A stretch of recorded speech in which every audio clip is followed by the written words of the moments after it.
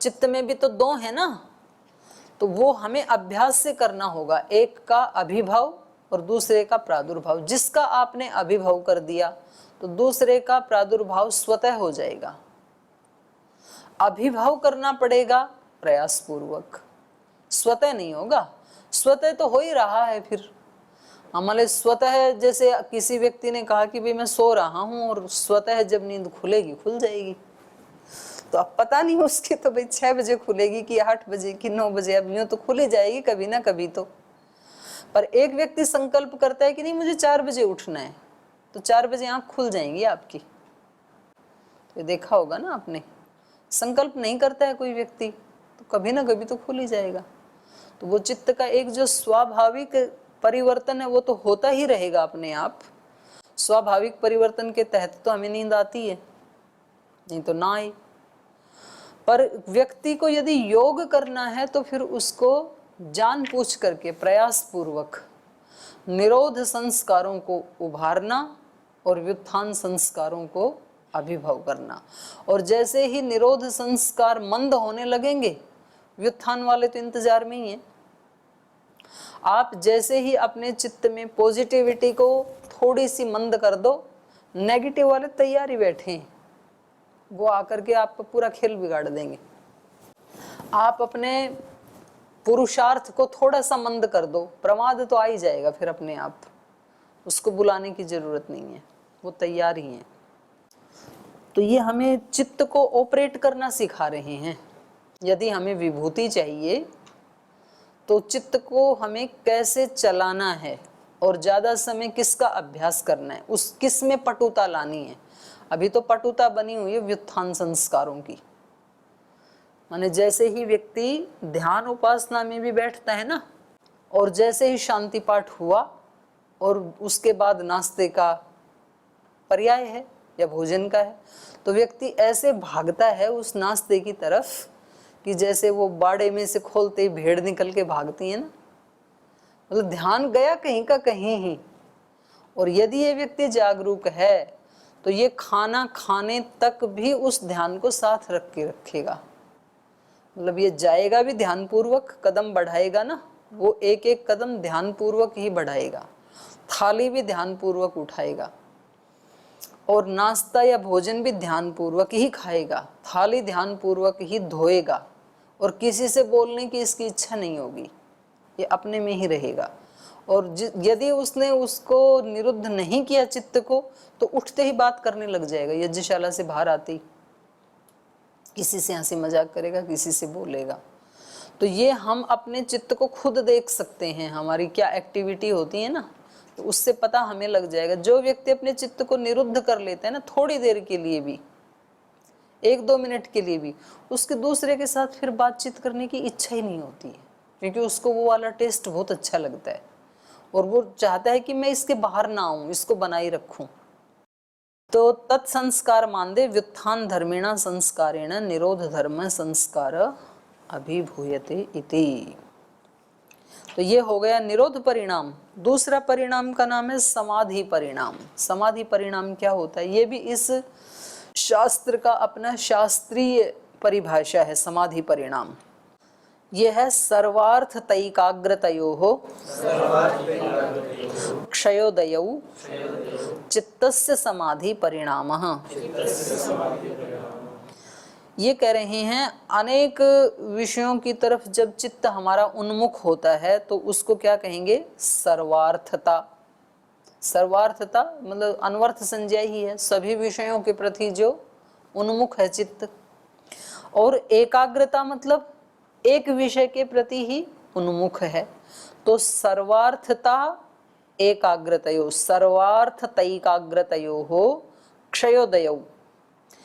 सर्वार्थता को ही हम कह सकते हैं अनेकाग्रता, और एक हो गया एकाग्रता।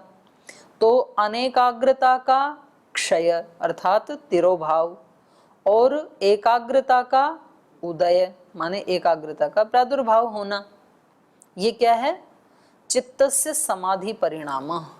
ये चित्त का समाधि परिणाम है। माने यहाँ समाधि से आप संप्रज्ञात समाधि ले सकते हैं, क्योंकि संप्रज्ञात समाधि में चित्त एकाग्र होता है। और अब इस समय जो हम व्यवहार काल में कार्य कर रहे हैं, इस समय हमारा चित्त सर्वार्थता की स्थिति में है, सर्वार्थता उन्मुख है। जैसे हम अभी पाठ पढ़ रहे हैं और एकदम से आके कोई दरवाजा खोले धड़ाम से, तो हमारा चित्त तुरंत वहां चला जाएगा। तो मतलब हमारा चित्त सर्वार्थ उन्मुख है, इस समय बिखरा हुआ है। और संप्रज्ञात समाधि में क्या होता है? एकाग्र होता है।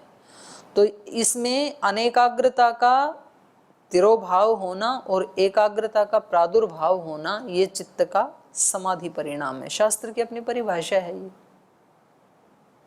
एकाग्रता को ही, चित्त की एकाग्रता को ही ये क्या कह रहे हैं? समाधि परिणाम। चित्त में परिणाम तो आ ही गए ना, परिवर्तन तो हो ही गए, इस परिणाम को इन्होंने क्या कह दिया? समाधि परिणाम। सर्वार्थता चित्त धर्म, कह रहे सर्वार्थता भी चित्त का धर्म है। चित्त के 5 भूमियां पहले ही सूत्र में बताई थी ना, वो चित्त के धर्म ही हैं। मूढ़, क्षिप्त, विक्षिप्त, एकाग्र, निरुद्ध। क्षिप्तम, मूढ़म, विक्षिप्तम, एकाग्रम, निरुद्धम इति चित्तम। हाँ, तो ये पांचों ही स्थिति, ये चित्त के धर्म है ना पांचों। तो उसमें से सर्वार्थता भी चित्त का धर्म है। सर्वार्थता में क्या क्या आ जाएगा?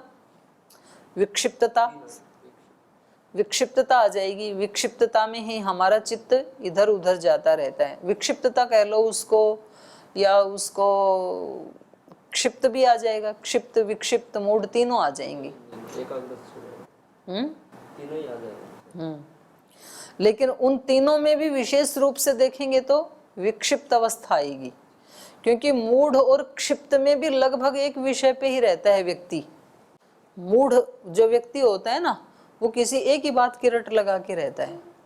जैसे क्रोध अवस्था है ना, उस समय क्रोध ही होता है चित्त में, तो एक तरह से वो एकाग्रता ही है। इसलिए उन्होंने वहां पर बताया है कि समाधि चित्त की सब भूमियों का धर्म है।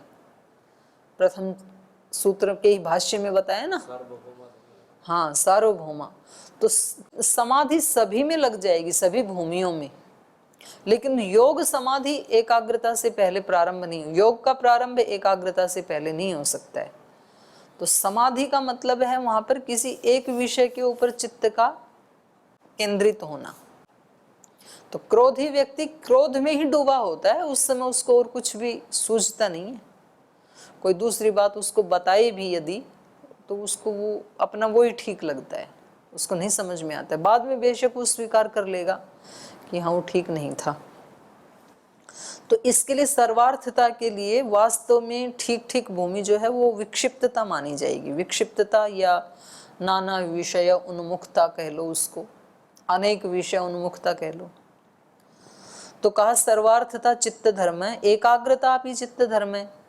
तो ये तीसरी भूमि है एकाग्रता। सर्वार्थताया क्षयः तिरोभावः इत्यर्थः। तो ये एकाग्रता क्या है? सर्वार्थताया क्षयः, सर्वार्थता का क्षय होना। क्षय होना मतलब तिरोभाव होना, उसी को क्या कहा? एकाग्रता। एकाग्रताया उदय, उदय मतलब आविर्भाव इत्यर्थ। तो सर्वार्थता का क्षय होना, एकाग्रता का उदय होना, यही समाधि परिणाम है। तयो धर्मित्वेन अनुगतम चित्तम। तयोः कयोः? सर्वार्थतैकाग्रतयोः। उन वो जो दोनों सर्वार्थता और एकाग्रता हैं, उनका धर्मी, उनका धर्मी कौन है बोलो? उन दोनों का धर्मी कौन है? चित्त। चित्त में तो रहती है दोनों धर्म। तो कहें तयो धर्मित्वेन अनुगतम चित्तम। उन दोनों का, सर्वार्थता और एकाग्रता का धर्मी ये चित्त है, माने अन्वयी रूप में अवस्थित रहता है। ये दोनों धर्म उसमें रहते हैं। धर्मित्वेन अनुगतम चित्तम तदिदम चित्तम अपायो उपजननयो, एक ही न होना चाहिए, ये गलत मेरे में छपा है।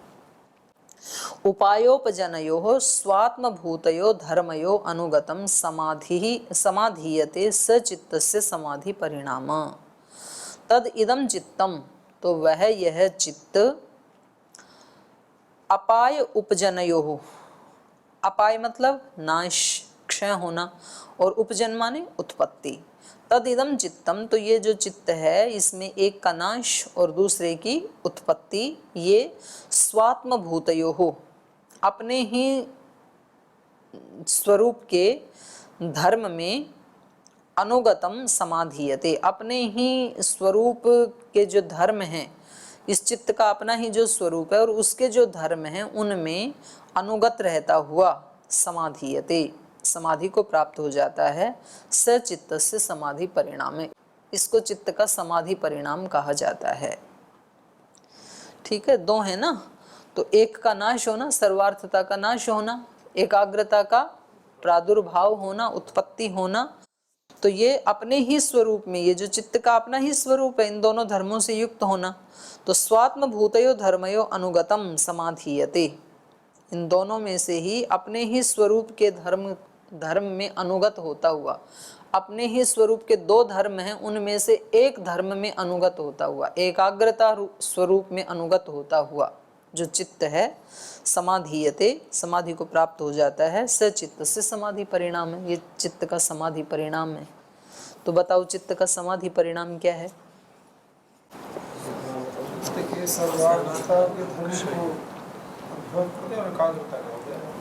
हाँ, एकाग्रता का प्रादुर्भाव करके और समाधि को प्राप्त करना, ये ही समाधि परिणाम है। तो दो परिणाम पढ़ लिए। निरोध परिणाम क्या है? क्योंकि ये आगे आएगा इसमें 13वें सूत्र में, फिर ये बार बार शब्द आएगा।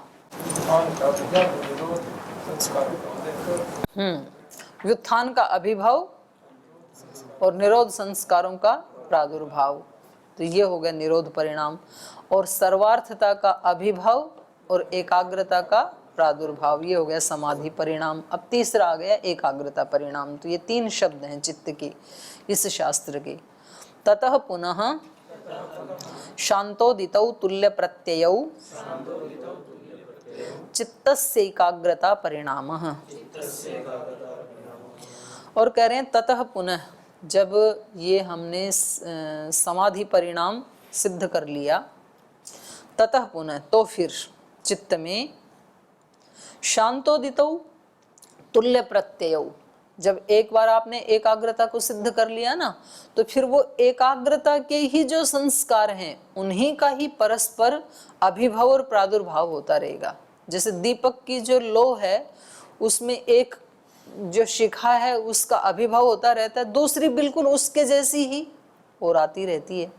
जैसे गंगा का प्रवाह, एक पानी चला गया दूसरा बिल्कुल वैसा ही आता रहता है, तो प्रवाह एक ही जैसा बना रहता है। तो ऐसे हमारे चित्त में एकाग्रता का एक संस्कार नष्ट हुआ, दूसरा बिल्कुल वैसा ही एकाग्रता का ही संस्कार प्रादुर्भाव हो गया, तो एकाग्रता बनी रहती है। क्योंकि चित्त का तो धर्म क्या है, त्रिगुण से युक्त है, तो चलायमान, परिवर्तन तो होगा उसमें। तो ऐसा तो है नहीं कि कोई एक ही स्थिति लंबे समय तक ठहर जाए। लेकिन हमें क्योंकि चित्त को एकाग्र लंबे समय तक करना है या प्रशांत वाहिता का कार्यकाल बढ़ाना है, तो क्या होगा फिर उसमें एक जैसा बने रहने के लिए तुल्य प्रत्यय शांतोदितौ, एक ही जैसा ज्ञान अभिभव होता रहता है, प्रादुर्भाव होता रहता है उसका, तो उसको कहेंगे चित्त का एकाग्रता परिणाम। हाँ, नष्ट हो रहा है, हाँ नष्ट हो रहा है, वो नष्ट हो रहा है, दूसरा उत्पन्न हो रहा है, उसी को अभिभव कहा इन्होंने। शांत शब्द लिया ना, इसलिए शांत का मतलब नष्ट ही समझ लो। शांतोदितौ ततः पुनः शांतोदितौ तुल्य प्रत्यय चित्तस्य एकाग्रता परिणामः। समाहित चित्तस्य पूर्व प्रत्यय शांतः, जो समाहित चित्त है, एकाग्र चित्त है, उसका पहले वाला जो ज्ञान है वो तो शांत है, वो शांत होता रहता है। और उत्तरः तत्सदृशः उदितः, और उससे अगले वाला बिल्कुल जो उसी का जैसा ही है, शांत ही, एकाग्रता वाला ही, वो उदित होता रहता है। समाहित चित्तम उभयो अनुगतम, और ये जो समाहित चित्त है ये दोनों से अन्वित रहता है, एक का शांत होना, दूसरे का बिल्कुल तत्सदृश का ही प्रादुर्भाव होना, तो ये उससे अन्वित रहता है। पुनः तथैव असमाधि भ्रेषाद इति, कब तक बना रहेगा ये? जब तक समाधि ना टूटे, जितनी देर समाधि में रहेगा एक ही प्रकार का प्रवाह बना रहेगा, एक ही प्रकार के ज्ञान का। पुनः तथैव वही सदृश या एकाग्रता का संस्कार, एकाग्रता की स्थिति असमाधि भ्रेषाद इति कब तक बनी रहेगी? समाधि के टूटने तक। ठीक है। धर्मिणः चित्तस्य एकाग्रता परिणाम स खलु अयम, तो वह यह जो एक ही एकाग्रता का बना रहना या समाधि का, संप्रज्ञात समाधि का बना रहना, ये धर्मिणः इस चित्त का माने एकाग्रता रूपी धर्म का जो धर्मी है अर्थात चित्त, उसका ये एकाग्रता परिणाम कहा जाता है। ये जो परिणाम है सखलु अयम, यह परिणाम धर्मिणः चित्त रूपी जो धर्मी है उसका एकाग्रता परिणाम कहा जाता है। तो तीन परिणाम हो गए चित्त की, तीन परिणाम, निरोध परिणाम, समाधि परिणाम, एकाग्रता परिणाम। तो समाधि परिणाम और एकाग्रता परिणाम में क्या अंतर है, अब आप ये बताओ मेरे को। समाधि परिणाम और समाधि परिणाम में तो जो वित्थान के संस्कार है, सर्वार्थता के संस्कार होता है, एकाग्रता का। और इसमें क्या होता है? एकाग्रता में क्या होता है, इसमें जो अपने संस्कार है, कौन सा संस्कार उसमें मतलब दो संस्कार होता है, इसमें एक ही संस्कार का सदृश संस्कार मतलब अभिभाव और प्रादुर्भाव होता है, उसमें इसमें दो संस्कार होता है। दो कैसे होते हैं? एक ही तो होता है। सर्वार्थता तो हटा दिया और एकाग्रता का बना हुआ है। तो मेरे को दोनों तरफ से करना हो रहा है ना, इसको दबाना हो रहा है, उसको प्रादुर्भाव करना हो रहा है। इसमें तो एक ही संस्कार मतलब नष्ट हो रहा है, फिर उस सदृश संस्कार उत्पन्न हो रहा है, ये भेद है इसमें। एक तांता से बनी है इसमें। नहीं, एक तांता तो उसमें भी बनी हुई है और उसमें उसको हटा भी रहा है ये व्यक्ति, सर्वार्थता को। तो इसमें सदृश संस्कार ही उत्पन्न हो रहा है। तो तीनों आपको समझ में आ गए ना, तीनों परिणाम, निरोध परिणाम, समाधि परिणाम, एकाग्रता परिणाम। अब आइए आगे। एतेन भूतेन्द्रियेषु धर्म लक्षण अवस्था परिणामा व्याख्याताः। एतेन, ये जो तीन सूत्र बताए आपको, निरोध परिणाम, समाधि परिणाम, एकाग्रता परिणाम, इन तीन सूत्रों के द्वारा भूतेन्द्रियेषु, चित्त के साथ साथ भूतों में भी ऐसे ही परिणाम हो रहे हैं और इंद्रियों में भी ऐसे ही परिणाम हो रहे हैं, क्योंकि भूत भी त्रिगुण से ही बने हैं और इंद्रियां भी त्रिगुण से ही बनी हैं। तो ये जो आपको तीन प्रकार के परिणाम बताए, एतेन, इस तीन प्रकार के परिणाम से भूतेन्द्रियेषु, भूतों में और इंद्रियों में धर्म लक्षण अवस्था परिणामा व्याख्याताः, हमने धर्म लक्षण और अवस्था परिणाम भी कह दिया है, ऐसा मान लेना चाहिए। क्योंकि भूतों में और इंद्रियों में क्या होता रहता है? धर्म परिवर्तन होता रहता है, लक्षण परिवर्तन होता रहता है और अवस्था परिणाम परिवर्तन होता रहता है। शरीरों में अवस्था का भेद होता रहता है कि नहीं? पहले बाल्यावस्था होती है, किशोर अवस्था होती है, युवावस्था होती है, प्रौढ़ अवस्था होती है, वृद्धावस्था होती है। तो भूतों में हो रहा है ना अवस्था परिणाम, लक्षण परिणाम भी होता है, धर्म परिणाम भी होता है। तो ये सब किससे होता है? ये पीछे के जो तीन परिणाम बताए हैं इसी से हो रहा है। इंद्रियों में भी ऐसे ही होता है। धर्म से क्या लेना है बताएंगे ना, इसमें भाष्य में बताएंगे। एतेन पूर्वोक्तेन चित्त परिणामेन धर्म लक्षण अवस्था रूपेण भूतेन्द्रियेषु धर्म परिणामो लक्षण परिणामो अवस्था परिणामश्च उक्तः वेदितव्यः। एतेन पूर्वोक्तेन, ये जो तीन प्रकार के पहले बताए परिवर्तन, इससे चित्त परिणामेन, चित्त के परिणाम के जो तीन परिणाम बताए पिछले तीन सूत्रों में, इससे धर्म लक्षण अवस्था रूपेण, धर्म लक्षण और अवस्था रूप वाले परिणाम भूतेन्द्रियेषु, भूतों में और इंद्रियों में धर्म परिणाम, लक्षण परिणाम, अवस्था परिणामश्च उक्तः वेदितव्य। उन तीन के नाम से ही धर्म लक्षण और अवस्था परिणाम भी बता दिए हैं। ये कहना ये चाह रहे हैं कि जो निरोध परिणाम है उसको तो ये धर्म परिणाम कह रहे हैं, समाधि परिणाम को लक्षण परिणाम कह रहे हैं, और एकाग्रता परिणाम को ये अवस्था परिणाम कह रहे हैं। अब इसको और थोड़ा अच्छे से समझाएंगे। तत्र व्युत्थान निरोध धर्मयोः अभिभव प्रादुर्भावौ धर्मिणी धर्म परिणामा। धर्मिणी माने चित्त में, धर्मी में धर्म परिणाम जो हो रहा है वो धर्म परिणाम क्या है?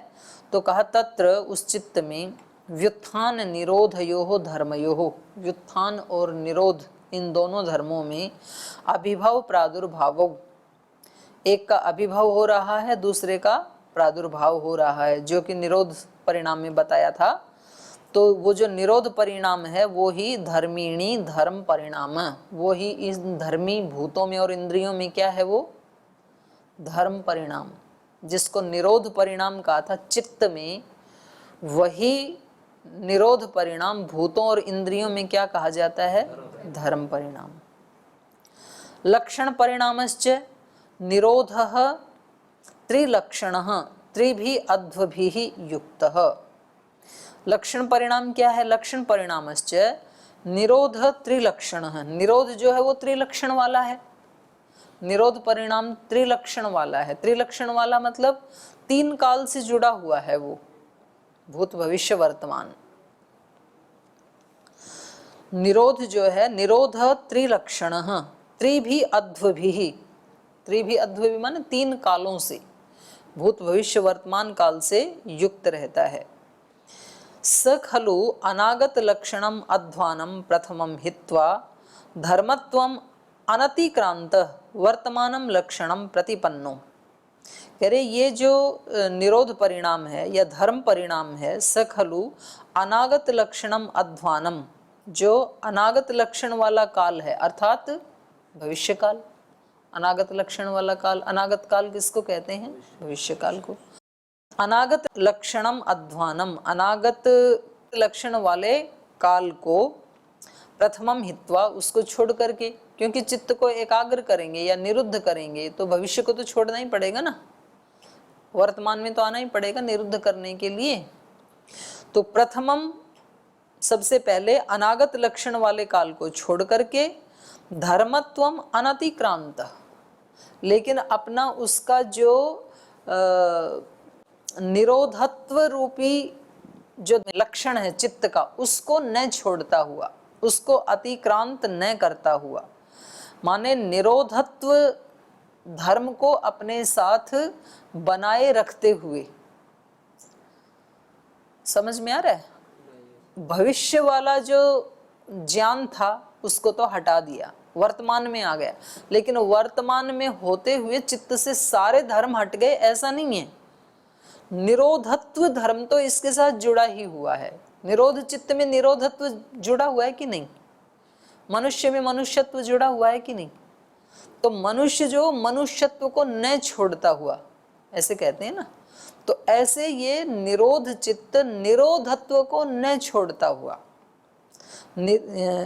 प्रथमम अनागत लक्षणम अध्वानम हित्वा धर्मत्वम अनतिक्रांत, धर्मत्वम मतलब निरोध धर्मत्वम, निरोध धर्म का अतिक्रमण न करता हुआ, अर्थात निरोध धर्म को न छोड़ता हुआ, वर्तमानम लक्षणम प्रतिपन्न, वर्तमान लक्षण को प्राप्त हो जाता है, उससे युक्त हो जाता है।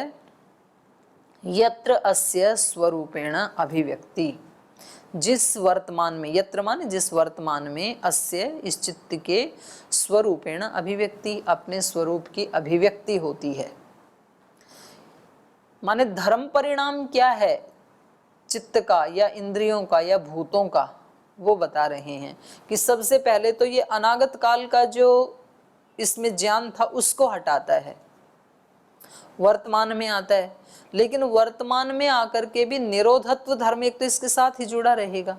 निरोध का मतलब इसने सबका निरोध कर दिया है ऐसा नहीं है, वर्तमान का निरोध नहीं किया, क्योंकि वर्तमान में तो स्थित है ही ये चित्त। तो निरोध किसका किया है? अनागत का, भविष्य का, और अतीत का भी कर दिया है। तो तीन से युक्त था ना, पर सर्वथा उसका इसने त्याग कर दिया है ऐसा नहीं है। वो भी बने ही हुए हैं, लेकिन उनकी अवस्था कैसी है? अभिभव अवस्था है अतीत और अनागत की। स खलु अनागत लक्षणम अध्वानम प्रथमम हित्वा, सबसे पहले तो भविष्य को, माने अतीत को भी हटाना है और भविष्य को भी हटाना है, तो सबसे पहले किसको हटाएगा? भविष्य को, अनागत को। तो अतीत को क्यों नहीं इसमें? भाई दोनों को हटाना है तो किसी एक को तो पहले हटाएगा ना। उल्टा भी नहीं, दोनों, हाँ हो सकता है, उल्टा भी हो सकता है, पर एक टाइम में एक को ही हटाएगा ना। तो पहले किसको हटाता है? अनागत को हटाता है, ये बता रहे हैं। ठीक, तो वैसे आए नहीं वो आसान। पर हम रहते तो है ना अनागत में। हाँ, हम तो रहते ही ज्यादा अनागत या अतीत में हैं, वर्तमान में रहते ही नहीं है हम। हमारा चित्त हमेशा उसी में ही रहता है, तो पहले उसको हटाना है। इसलिए तो साधना करने वालों को ये बताया जाता है कि जो कर रहे हो ना उसी में रहो, क्योंकि व्यक्ति इसको छोड़ के आगे वाले का सोचता है कि बस अब इस पाठ में कितनी मिनट बच गई, उसके बाद खाना खाऊंगा, तो पाठ में नहीं रहता, खाने में पहुंच जाता है उससे पहले। स खलु अनागत लक्षणम अध्वानम प्रथमम हित्वा धर्मत्वम अनतिक्रांत वर्तमानम लक्षणम प्रतिपन्न यत्र अस्य स्वरूपेण अभिव्यक्ति। तो यहीं इसकी अपने स्वरूप की अभिव्यक्ति होती है, माने निरुद्ध अवस्था की या धर्म परिणाम वाली अवस्था की अभिव्यक्ति होती है वर्तमान काल में। एषो अस्य द्वितीयो अध्वा, तो ये इसका दूसरा काल है। दूसरा काल मतलब वर्तमान काल। न च अतीत अनागताभ्याम लक्षणाभ्याम वियुक्त, लेकिन सर्वथा अतीत और अनागत से वियुक्त नहीं हो जाता है वर्तमान में रहते हुए भी। मतलब आप यहाँ वर्तमान में रह करके यदि पाठ पढ़ रहे हैं तो सर्वथा सदा सदा काल के लिए अतीत और अनागत आपका नष्ट हो गया, ऐसा नहीं है ना। आपने उनको अभिभव करके रखा हुआ है। नहीं तो यदि सदा सदा के लिए नष्ट हो जाए तो आपकी कोई योजना ही नहीं होगी फिर कभी भी, और पीछे की कोई स्मृति ही नहीं होगी। तो अभी भी आप अतीत और अनागत से जुड़े हैं, लेकिन वर्तमान में स्थित रहते हुए आपने उनको अभिभव करके रखा हुआ है। छोड़ने का मतलब ये है यहाँ पर। न च अतीत अनागताभ्याम लक्षणाभ्याम वियुक्त तथा व्युत्थानम त्रिलक्षणम, तो जैसे ये निरुद्ध त्रिलक्षण वाला था, ऐसे ही व्युत्थान भी त्रिलक्षण वाला है। जैसे निरुद्ध में अतीत अनागत वर्तमान जुड़े हुए थे, तो पहले अनागत को हटाया और अतीत को भी फिर हटाया, इसमें ठहर गया वर्तमान में। ऐसे ही व्युत्थान भी त्रिकाल से जुड़ा हुआ है, तो वो तो हमारी अनुभूति है ही व्युत्थान वाली। तो व्युत्थान अवस्था में अभी हम बैठे हैं, तो अभी हमारा चित्त त्रिकाल से युक्त है ही। तथा व्युत्थानम त्रिलक्षणम त्रिभी अध्वभि युक्तम वर्तमानम लक्षणम हित्वा धर्मत्वम अनतिक्रांतम अतीत लक्षणम प्रतिपन्नम एषो अस्य तृतीयो अध्वा। तो ये चित्त के तीन परिणाम आज हमने पढ़े, निरोध परिणाम, समाधि परिणाम, एकाग्रता परिणाम। और इन तीन परिणामों के माध्यम से ही भूतों और इंद्रियों के भी तीन परिणाम कह दिए गए हैं, धर्म परिणाम, लक्षण परिणाम, अवस्था परिणाम, ये मान लेना चाहिए। तो उसमें धर्म परिणाम क्या बताया? जब चित्त क्योंकि हमारा तीन काल से जुड़ा हुआ होता, त्रिलक्षण बताया। त्रिलक्षण माने तीन काल से युक्त, तो पहले अनागत को हटा करके वर्तमान में आता है, लेकिन अपने निरोधत्व धर्म को नहीं छोड़ता है। और अतीत और अनागत का भी इसके साथ जुड़े रहते हैं, सर्वथा वियुक्त नहीं होता है, बल्कि उन दोनों का अभिभव करके ये वर्तमान में जब स्थित होता है, तो ये हो गया धर्म परिणाम। और लक्षण और अवस्था परिणाम फिर कल पढ़ेंगे। आज ही विराम लेते हैं।